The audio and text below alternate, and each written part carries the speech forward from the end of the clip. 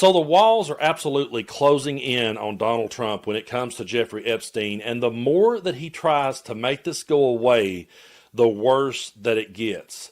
It's like when you're walking on a hot summer day out in the yard, and you're just walking out in your yard, and you step in this big steaming pile of dog crap, and you try every way in the world to get it out of your shoe. You go over to the water spigot and you hold your shoe under it. That won't work. So you go over and you try to find a stick and you start digging down in your cleats and you're trying your damnedest to get it all out, and that won't work. And just when you think you got it, just when you think you finally got it, you bring your boots in, you set them inside, and then someone says, "Man, I smell shit."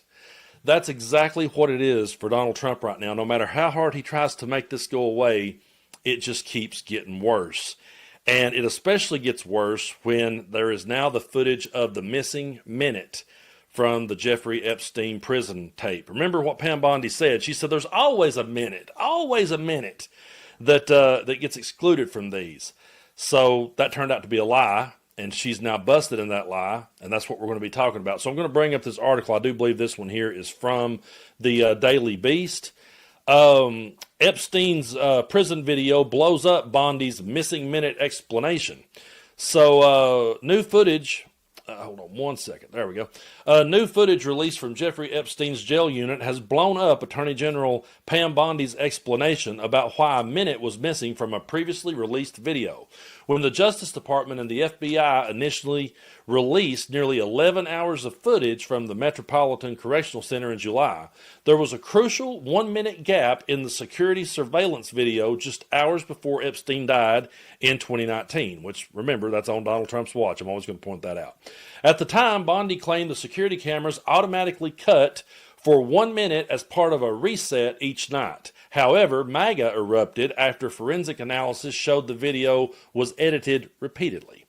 The new surveillance footage, which was part of a bulk online drop at 6 p.m. Tuesday, fills in that minute that was missing between 11:59 on August the 9th, 2019, and midnight August 10th, 2019. However, the video appears to show very little. In the footage from the new files, a number of guards are visible working near Epstein's cell. This completely blows her story completely out of the water, and these MAGA conspiracy theorists that have been latching onto this and wanting to see more come out, I don't know how they're going to spin this one, but we'll see. They're the masters of the mental gymnastics, so we'll see where they go with it. But the extra minute is contained with additional 2 hours of footage from the new files, according to the BBC. The Daily Beast contacted Bondi's office for comment. Outside the missing 1 minute, the footage released on Tuesday also shows Epstein being walked through the detention center to make a phone call, as reported by CBS. The release of the missing footage has reignited the debate over whether Epstein took his own life when he was found unresponsive in his cell in the jail at 6:30 a.m.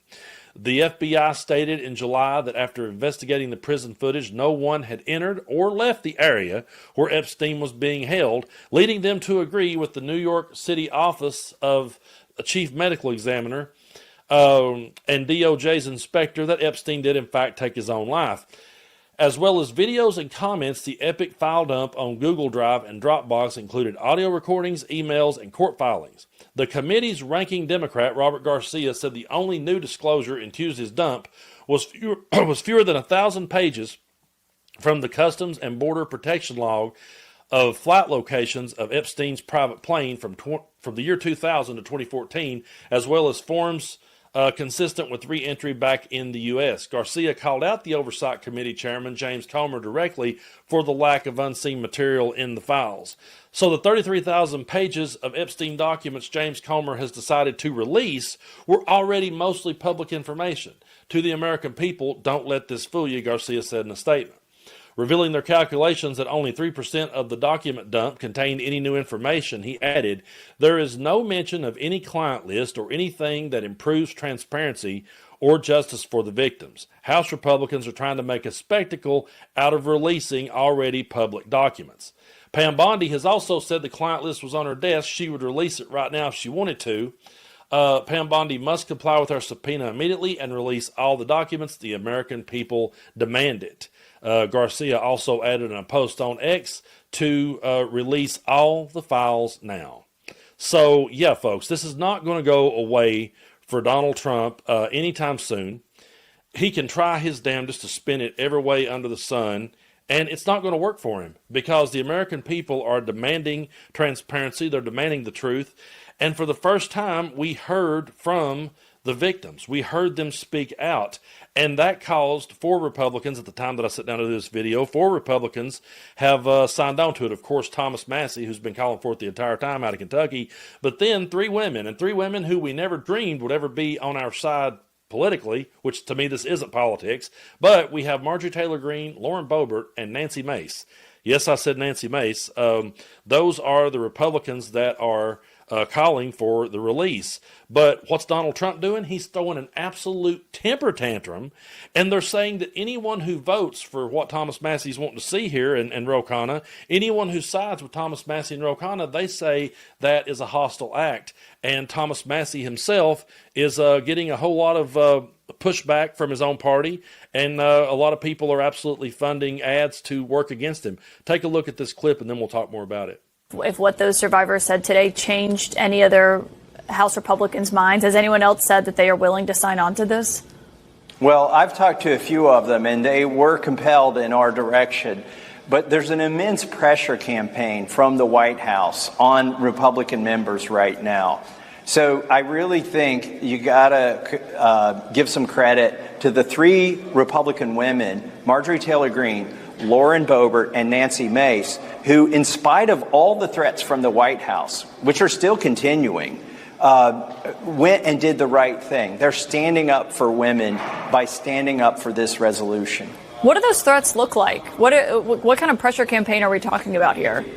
Well, I'm feeling it myself in my own district. There's been $2.5 million of ads run against me by 3 billionaires who are mega donors to the Republican Party.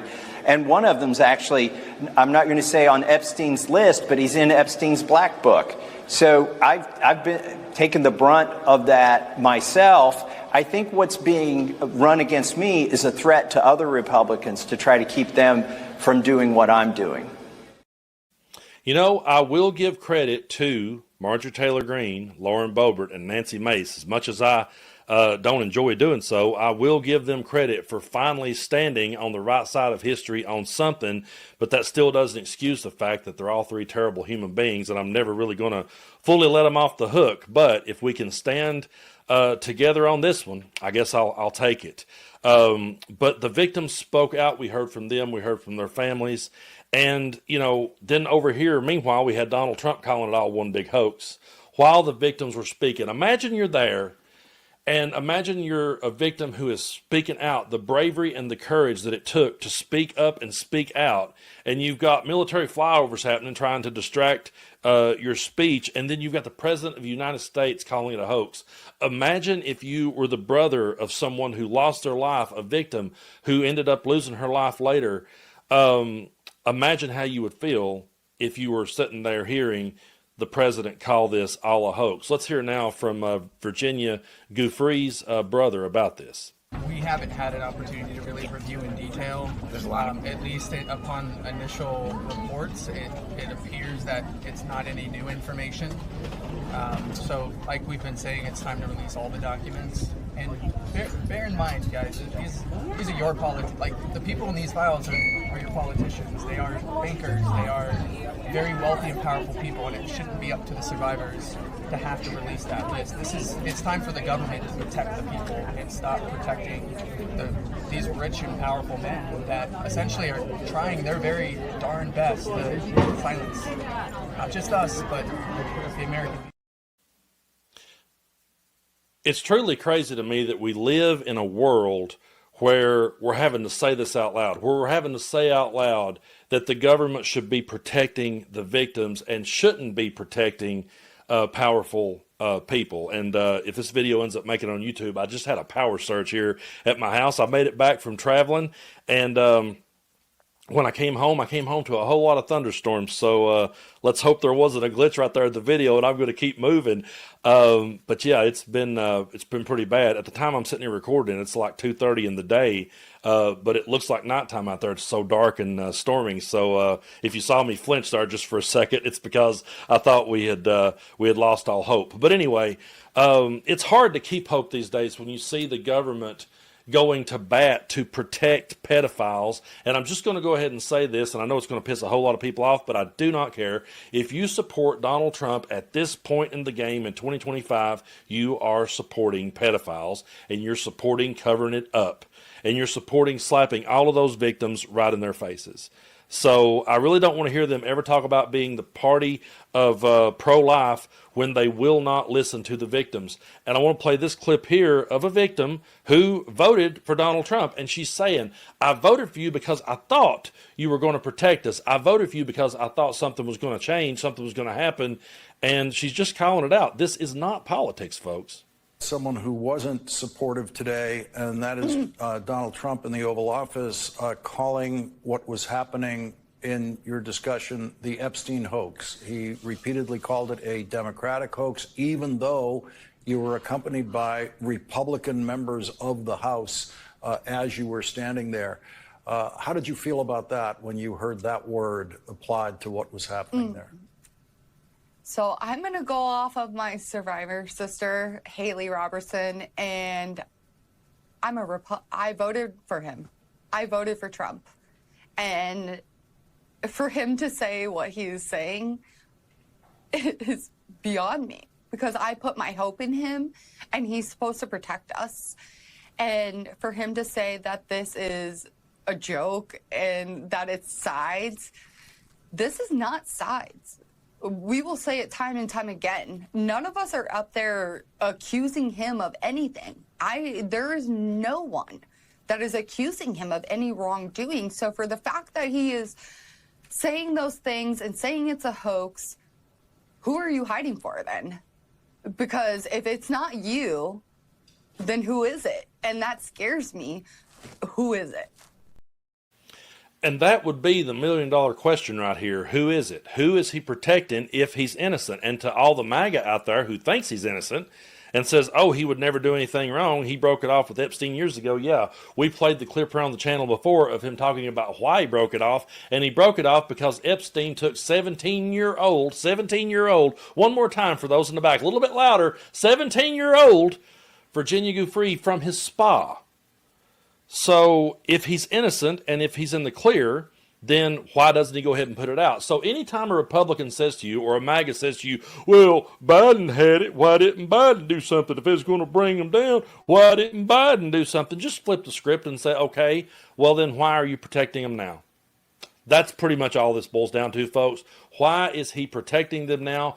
Why is it that he ran on this? It was all going to be exposed. He was going to drain the swamp. He was going to expose the deep state. And then suddenly, about face, nope, it's all a hoax.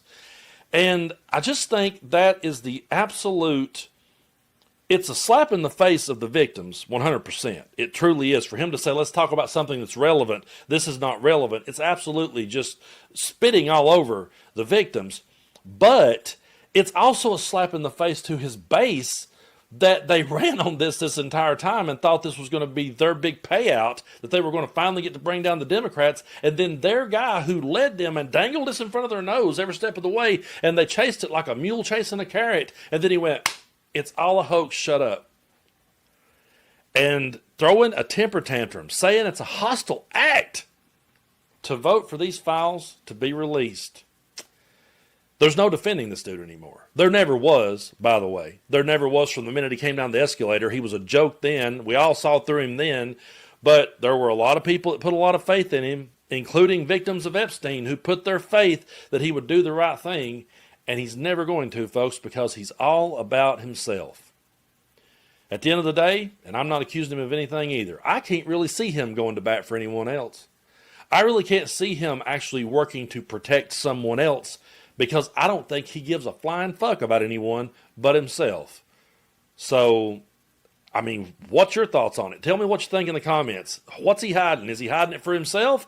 Is he hiding it for someone else? I mean, he only cares about himself, and so that's the one that I will always circle back to.